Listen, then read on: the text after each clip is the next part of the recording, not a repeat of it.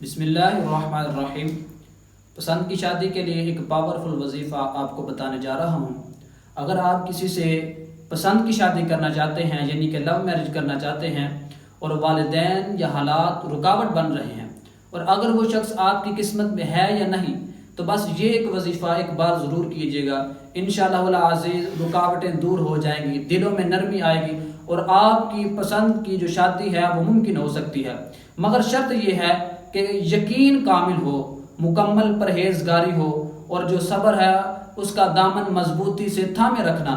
وظیفہ سماعت فرما لیں اور یاد رکھیں کہ یہ جو عمل ہے یہ جمعرات کے دن مغرب کے بعد شروع کریں۔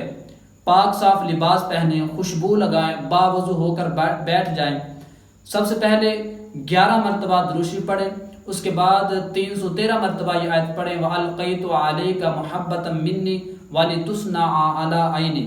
313 مرتبہ یہ آیت پڑھنی ہے، اس کے بعد پھر 11 مرتبہ دروشی پڑھنا ہے، اور ہاتھ اٹھا کے سچے دل سے اللہ کی بارگاہ میں دعا کرنی ہے۔ اور یاد رکھیں، جس کے لیے دعا کر رہے ہوں، جس سے نکاح کرنا ہے، اس کا جو نام ہے، اس کا جو تصور ہے وہ اپنے دل میں رکھنا ہے، تو انشاءاللہ العزیز آپ کی جو شادی ہے وہ ممکن ہو سکتی ہے۔ اور ایک اور بات یاد رکھیں کہ یہ جو وظیفہ ہے یہ صرف پاک اور حلال رشتے کے لیے ہے، حرام تعلق کے لیے نہیں ہے۔